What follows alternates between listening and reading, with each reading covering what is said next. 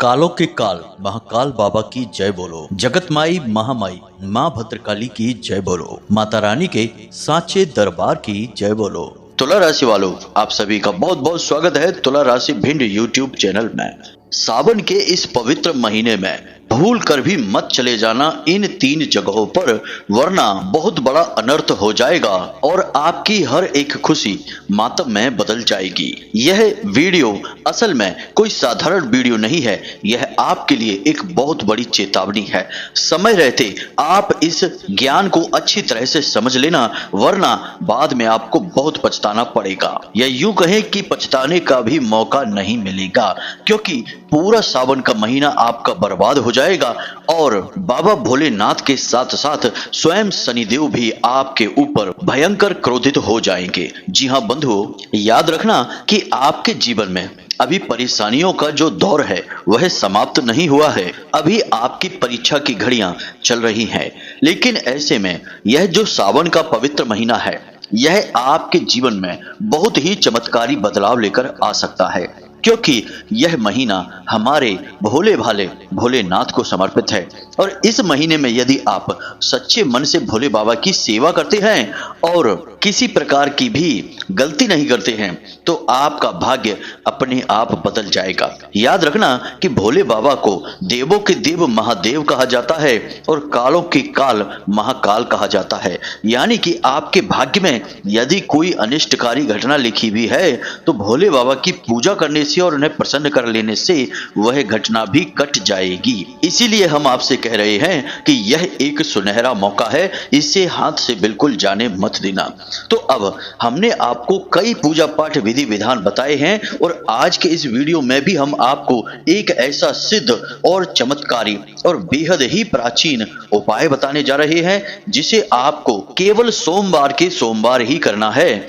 और आप देखेंगे कि यह सावन का महीना समाप्त होते होते आपके जीवन से कैसे हर एक कष्ट तकलीफ गायब हो जाएगा और आपके जीवन में धन दौलत और खुशियां भर जाएंगी। आप जीते जी स्वर्ग का सुख भोगने लगेंगे। बस शर्त एक ही है कि आपको इस पूरे सावन के महीने में भूल कर भी इन 3 स्थानों पर, या यूं कहें कि अपशगुनी जगहों पर नहीं जाना है। मित्रों, याद रखना कि स्थान का बहुत अधिक महत्व होता है, तभी तो मंदिर जैसे पवित्र स्थान पर जाकर दुखी से दुखी इंसान का भी मन शांत होने लगता है। बेचैनी कितनी भी हो, मन में ईश्वर की कृपा की गंगा बहने लगती है और इंसान एक अद्भुत सुख और लगाव का अनुभव करता है।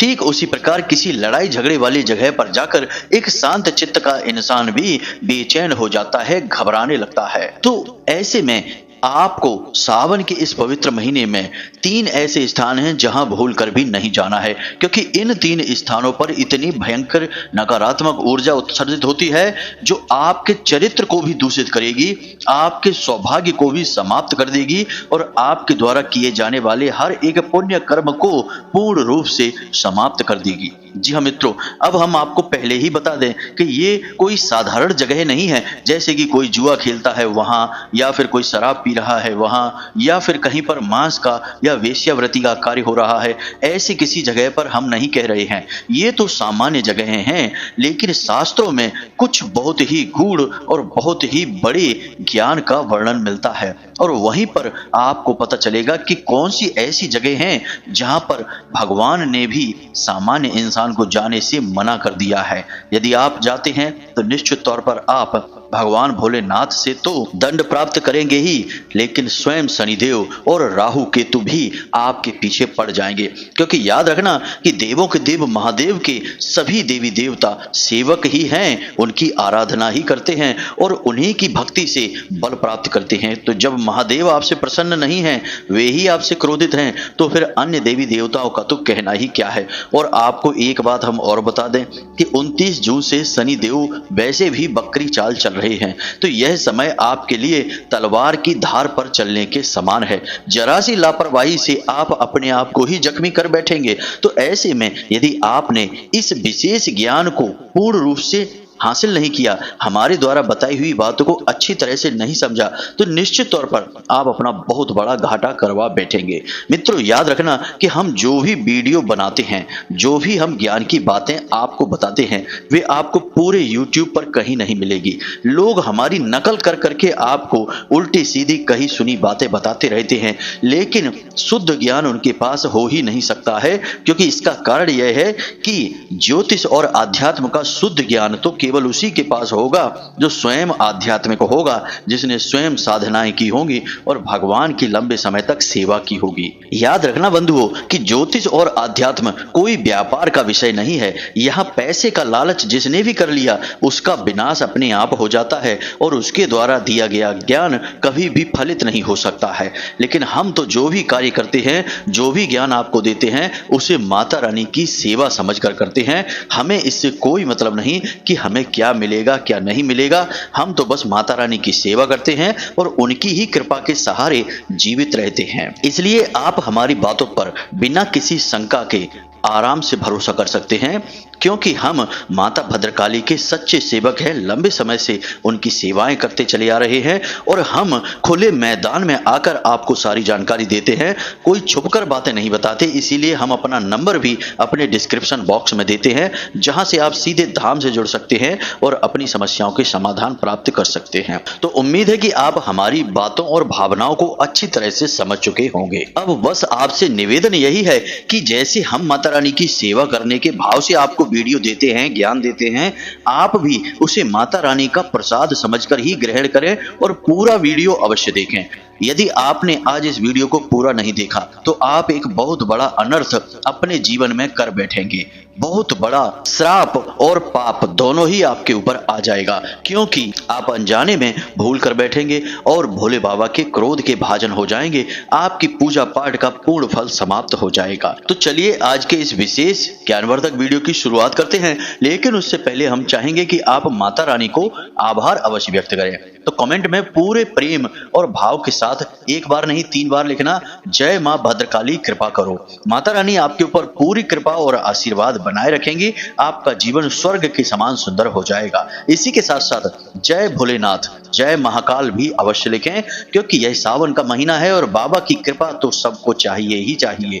इसी के साथ साथ बंधुओं, माता रानी के इस तुच्छ दास का आपसे छोटा सा निवेदन और है कि यदि आप चैनल पर पहली बार आए हैं तो आप इस चैनल परिवार के और माता रानी के दिव्य परिवार के सदस्य बने और चैनल को जरूर सब्सक्राइब करें। और यकीन मानिए कि जैसे ही आप आज चैनल सब्सक्राइब करेंगे, कल से ही आपके जीवन की हर एक समस्या अपने आप समाप्त होने लगेगी और आपके जीवन में खुशियां प्रवेश करने लगेंगी। यह माता रानी की कृपा रहेगी, उनका आशीर्वाद आपके ऊपर रहेगा, जो अपने आप ही आ जाएगा, क्योंकि आप माता रानी के परिवार के सदस्य बन चुके हैं। तो चलिए जल्दी से चैनल को सब्सक्राइब करिए, फिर आगे बढ़ते हैं। मित्रों, अब जो बातें हम आपको बताने जा रहे हैं, उन बातों को पूरे ध्यान के साथ सुनना और समझने की कोशिश करना। सबसे पहले हम आपकी कुंडली और आपकी राशि की ग्रह दशा आपको बता देते हैं, जिससे आपको थोड़ा सा मानसिक सुकून प्राप्त होगा और अच्छा लगेगा। इसका कारण यह है कि आपकी कुंडली और राशि में ग्रहों की दशा बहुत अच्छी बनी हुई है। बस एक ही जगह से थोड़ी सी समस्या समझ में आ रही है, उसका भी आप आराम से समाधान कर लेंगे। बस आपको कुछ जरूरी और छोटे छोटे कार्य करने होंगे। सबसे पहले हम आपको बता दें कि इसी महीने की 16 तारीख को सूर्य देवता ने कर्क राशि में प्रवेश करके 3 बड़े ही अद्भुत योगों का निर्माण कर दिया है, जिनका आपको विशेष लाभ प्राप्त होगा ही होगा। इसका कारण यह है कि सूर्य देवता पूरी राशि चक्र के सभी ग्रहों के राजा हैं और जब सूर्य देवता किसी ग्रह योग का निर्माण करते हैं तो उसका प्रभाव संपूर्ण राशि चक्र की राशियों पर पड़ता ही पड़ता है। तो अब जरा ध्यान से सुनिए। सूर्य देवता ने बुध और शुक्र के साथ मिलकर एक बड़ी ही खूबसूरत युति का निर्माण किया है, जिसे हम त्रिग्रही राजयोग कहते हैं। जी हाँ बंधुओं, और इस राजयोग को कई अन्य नामों से भी जाना जाता है, जैसे कि बुध आदित्य योग, शुक्र आदित्य योग और भाग्योदय योग। जी हाँ मित्रों, इस योग के निर्माण से भाग्योदय होना प्रारंभ हो जाता है। तो अब आप इस बात को जरा समझने की कोशिश करें और अपने जीवन पर बारीकी से नजर रखें। जितनी समस्याएं आपके जीवन में चल रही थी, धन दौलत को, रुपए पैसे को लेकर, वे समस्याएं धीरे धीरे समाप्त होनी शुरू हो जाएंगी। जी हाँ मित्रों, आने वाले 6 से 8 दिनों में आपको रुपए पैसे से लेकर जितने भी कष्ट हैं वे अपने आप समाप्त होते चले जाएंगे। यानी कि कहीं पर आपका पैसा अटका हुआ है तो वह आपको प्राप्त हो जाएगा, या फिर कहीं आपने पैसा इन्वेस्ट किया था तो आपको अच्छा खासा रिटर्न वहां से मिलेगा, फायदा मिलेगा।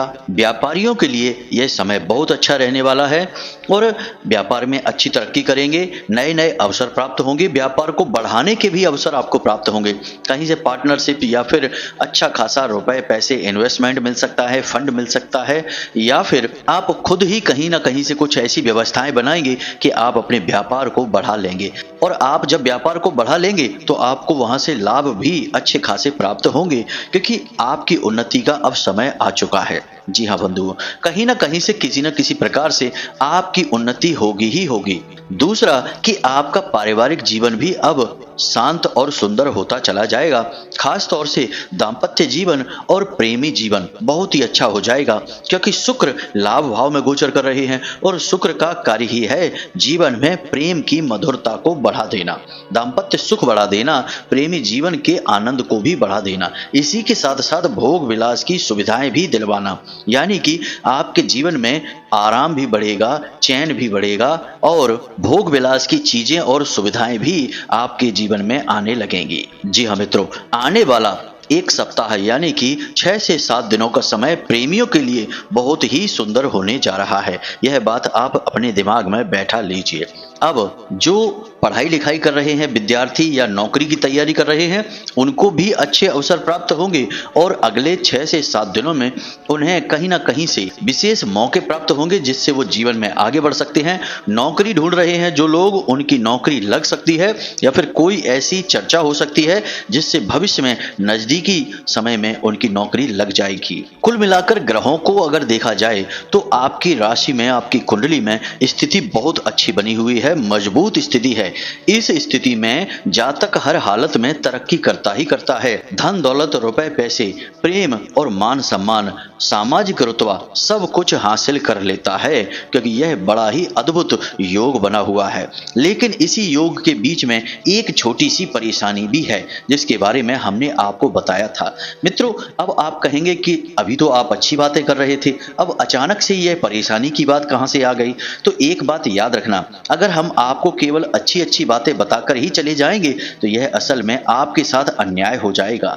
याद रखना कि हर एक अच्छी चीज के बुरे पहलू भी होते हैं, सिक्के के भी 2 पहलू होते हैं और समय के भी 2 पहलू होते हैं, अच्छा और बुरा, और दिन और रात ये हमेशा साथ ही रहते हैं। तो यदि आपको एक समय की जानकारी दी जाएगी तो दूसरे समय की जानकारी भी मिलनी बहुत अधिक आवश्यक है। अब जब हम कहते हैं कि कुछ बुरा होने वाला है तो इसका मतलब यह नहीं है कि आपको डरना है। बुरा होने वाला है जब हम कहते हैं तो इसका मतलब यह है कि आपको अपने मन को मजबूत कर लेना है और उस बुरे के लिए तैयारियां कर लेना है। जी हाँ बंधुओं, ताकि जब वैसी परिस्थितियां बने तो आप उसी के अनुसार बर्ताव कर सकें, पहले से ही आप तैयार रह सकें। ज्योतिष की यही तो खूबसूरती है कि यह आपको भविष्य के लिए संकेत देता है और तैयार होने का मौका देता है, वरना दुर्घटना हो जाती है और पता भी नहीं चलता है और बड़े बड़े हादसे हो जाते हैं। लेकिन यदि कोई ज्योतिषी कह देता है कि अगले 4-5 दिनों तक वाहन संभल कर चलाना, शनि भारी है, दुर्घटना हो सकती है, तो आप संभल कर चलेंगे। तो यदि दुर्घटना होगी भी तो आपको पहले से पता रहेगा कि दुर्घटना का आभास हो रहा था, संकेत मिल चुका था, तो आप संभल कर चलेंगे तो चोट कम लगेगी, आपको परेशानी कम होगी। आप समझ रहे हैं ना कि हम आपसे क्या कहना चाहते हैं? तो बस यही है, जब हम कहते हैं कि नकारात्मक है तो आपको डरना नहीं है, बस समझना है कि परिस्थितियां कैसी बनेंगी। तो नकारात्मक क्या है इसे आप ध्यान से समझिए। शनि और राहु दोनों आपके लिए परेशानियां खड़ी करेंगे। अब याद रखिए कि शनि बकरी चाल चल रहे हैं और लंबे समय तक बकरी चाल में ही रहेंगे, और शनि की बकरी चाल बहुत खतरनाक होती है। इसका खतरा यह होता है कि यह आपकी छोटी से छोटी गलती की भी सजा आपको भारी से भारी दिलवाती है। दूसरा कि आपको मेहनत बहुत अधिक करवाती है। बकरी चाल, जी हाँ बंधुओं, वही भी शनि की। बहुत मेहनत करेंगे तब आपको कहीं जरा सा फल प्राप्त होगा। जी हाँ मित्रों, यानी 100% मेहनत करेंगे तब 5 या 10% रिजल्ट आपको प्राप्त होगा। दूसरा कि राहु, अब राहु भी ऐसी स्थितियों के ही तलाश में रहते हैं। याद रखना कि राहु बहुत ही चालाक ग्रह है। यह हमेशा आपके दिमाग के साथ खेलता है। वैसे भी राहु के पास शरीर नहीं है, बस दिमाग ही है, तो वह जातक के दिमाग के साथ ही खेलता है। तो जब ऐसे में आप मेहनत बहुत कर रहे हैं, फल बहुत कम मिल रहा है, तो राहु आपके मन में तरह तरह के उल्टे सीधे विचार डालेगा और वह आपको अपने विचार ही लगेंगे। आपको लगेगा कि अब इस काम को बदल देते हैं, यह काम अच्छा नहीं है। व्यापार में मेहनत बहुत कर रहे हैं, लाभ नहीं मिल पा रहे हैं, बार बार रुकावटें आ रही हैं, व्यापार को बदल देते हैं। पढ़ने वाले बच्चे हैं, वे सोचेंगे कि अब पढ़ाई में कुछ नहीं रखा है, पढ़ाई बंद कर देते हैं, कहीं नौकरी कर लेते हैं।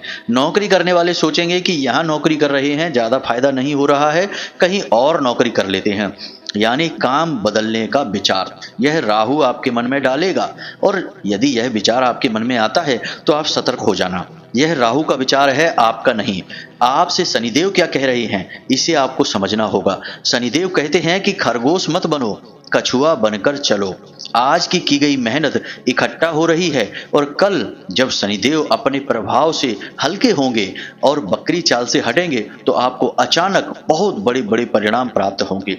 जी हाँ बंधुओं, हमने कई ऐसे जातक देखे हैं जिनके ऊपर शनि की 7.5 चल रही थी और उस 7.5 में उन्होंने भयंकर कष्ट सहे, लेकिन भक्ति भाव, भगवान के प्रति समर्पण कम नहीं होने दिया और अपने अंदर की इंसानियत को भी हटने नहीं दिया और सच्चे मन से मेहनत करते रहे, भगवान की पूजा पाठ करते रहे।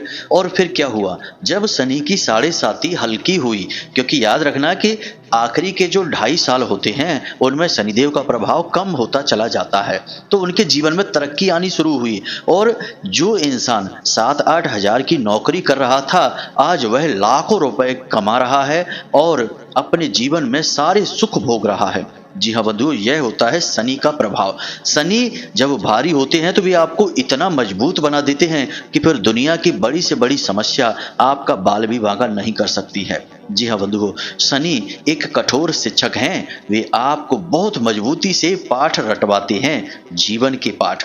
तो बस आपको नकारात्मक नहीं लेना है इन चीजों को, और राहु इन स्थितियों का लाभ उठाना चाहते हैं और आपको आपके मार्ग से विचलित करना चाहते हैं। तो अब राहु जब आपके मन में ऐसे विचार डालें तो सतर्क हो जाना।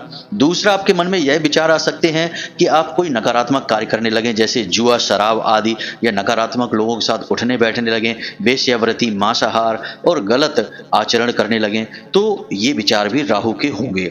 वाहन को गलत तरीके से चलाना, यह विचार भी राहु का होगा। उल्टे सीधे कपड़े पहनना, सही तरह से नहीं रहना, जीवन में अस्त व्यस्त रहना, जरूरत से ज्यादा आलस दिखाना और लोगों के साथ दुर्व्यवहार करना और बड़ों को सम्मान न देना और छोटों से प्रेम न करना, ये सारे के सारे आचरण राहु के हैं। आपको समझना होगा, यदि आपके मन में ऐसी भावनाएं आने लगे, बात बात पर आपको क्रोध आने लगे, अपनों और परायों में आप भेद करना भूल जाएं, अपनों से ही बार बार लड़ने झगड़ने लगें, तो आप समझिए कि आपके ऊपर राहु हावी हो रहा है। आपको इन भावनाओं को अपने ऊपर हावी नहीं होने देना है।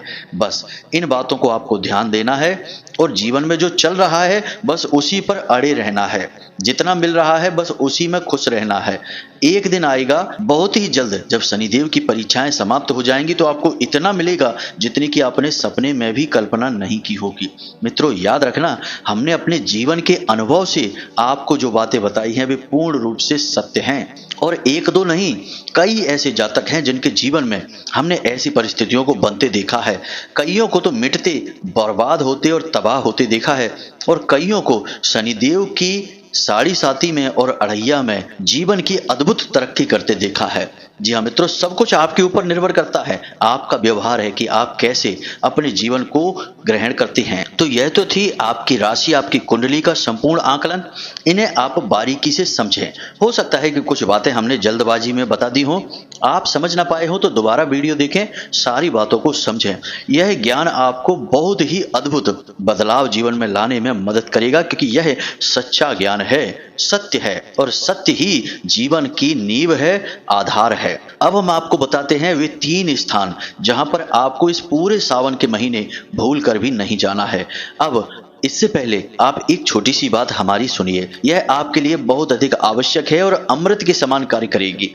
यदि आप भोले बाबा को प्रसन्न कर लेते हैं, बिना कोई गलती किए उनकी पूरे भाव के साथ सेवा करते हैं, तो आपके ऊपर शनिदेव का जितना भी भार होगा, जितने भी कष्ट होंगे, समाप्त हो जाएंगे, क्योंकि शनिदेव भोले बाबा के शिष्य हैं। अब यदि आप गुरु को प्रसन्न करेंगे तो शिष्य तो अपने आप ही प्रसन्न हो जाएंगे, और शिष्य फिर कैसे अपने गुरु के भक्त को परेशान करेंगे, यह तो संभव ही नहीं है। और एक कथा भी है जिसमें कि स्वयं शनिदेव ने भोले बाबा से यह कहा है कि जो भी आपके ऊपर केवल 1 लोटा जल समर्पित करेगा, मैं उसे अपने संपूर्ण दोषों से मुक्त कर दूंगा। और उसी के बाद शनिदेव ने भोले बाबा को अपने गुरु के रूप में स्वीकार किया था। यह कथा बहुत लंबी है, किसी अन्य वीडियो में आपको सुनाएंगे यदि आप चाहेंगे तो अब आपको बस करना इतना है कि इस पूरे सावन के महीने में भोले बाबा को बस 1 लोटा जल समर्पित करना है और बेलपत्र चढ़ाना है। बस इतना सा करते रहिए, एक भी दिन चूकना नहीं, प्रतिदिन यह कार्य करना। और याद रखना कि भोले बाबा के पट कभी बंद नहीं होते हैं, तो दिन में जब भी आपको अवसर मिले आप चले जाना बस, और मंदिर में जाकर अपनी हाजिरी लगा देना, और आप शनिदेव के प्रभावों से, दुष्प्रभावों से मुक्त हो जाएंगे। बस इतना सा आपको करना है। अब हम आपको बताते हैं 3 स्थानों के बारे में जहां आपको भूल कर भी नहीं जाना है।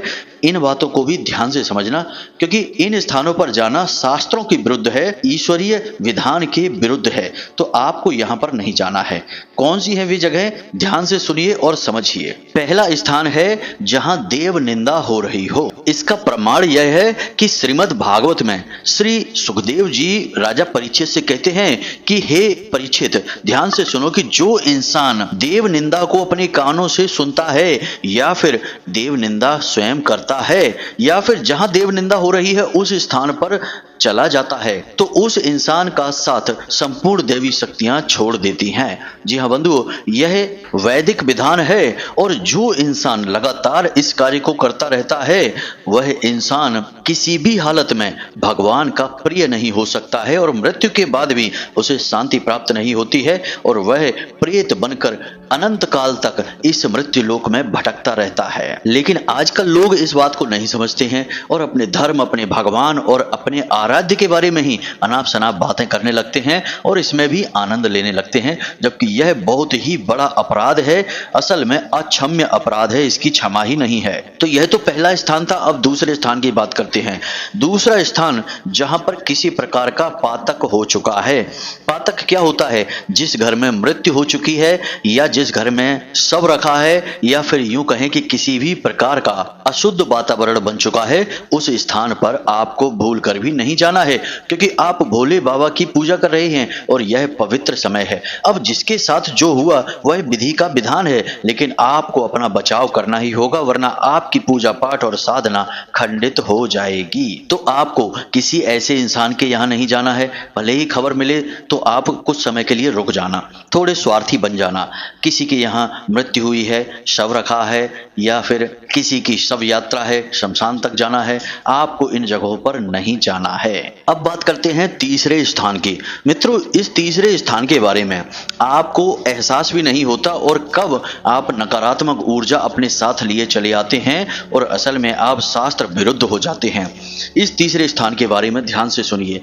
आपको किसी ऐसे मंदिर में नहीं जाना है जहां पर 2 तरीके के कार्य होते हैं। पहला कि उस जगह की नियमित पूजा पाठ नहीं होती है। जी हाँ मित्रों, कुछ ऐसे मंदिर भी होते हैं जहां नियमित पूजा पाठ नहीं होती है। ठीक सावन के महीने में लोग वहां जल डालना शुरू कर देते हैं, बाकी के सामान्य दिनों में कोई उन मंदिरों में जाता ही नहीं है। जी हाँ मित्रों, ऐसी जगहों पर आपको नहीं जाना है। आपको ऐसे मंदिर का चुनाव करना है जहां पर नियमित पूजा पाठ का विधान है, वहीं पर देवीय शक्तियां रमण करती हैं। दूसरा कि कुछ मंदिर ऐसे होते हैं जहां पर की पुरानी टूटी फूटी मूर्तियों को भी लोग एक तरफ रखकर उनका पूजन करते रहते हैं। जी हाँ मित्रों, यह उनका अति प्रेम होगा या फिर कोई और उनकी भावनाएं हैं, लेकिन हमारे हिंदू धर्म में मूर्ति यदि जरा भी खंडित हो जाती है तो उसके विसर्जन का विधान है, क्योंकि वह निर्माल्य है। और यदि आप उस मूर्ति का पूजन कर देते हैं तो निश्चित तौर पर उस स्थान पर दैवी शक्ति तो हो ही नहीं सकती है, नकारात्मक ऊर्जाएं होती हैं। जी हाँ मित्रों, लेकिन हमने देखा है कि वहां पर लगातार लोग जाते रहते हैं और उन खंडित मूर्तियों की भी पूजा करते रहते हैं। अब जो हमारे शास्त्र कह रहे हैं, जो हमारे पुराण कह रहे हैं, वे तो यही कहते हैं कि खंडित मूर्ति का विसर्जन करना है, लेकिन लोग उनसे प्रेम करने लगते हैं और नई मूर्ति तो स्थापित कर रखी है और पुरानी मूर्ति को भी बगल में कहीं रख दिया है और उसकी भी पूजा करते चले जा रहे हैं। ऐसे मंदिरों में कभी रौनक नहीं रहती है और इन मंदिरों में जाकर पूजा करने से आपके पुण्य का नाश होता है। तो बस आपको ध्यान देना है कि आपको किसी ऐसे मंदिर में नहीं जाना है।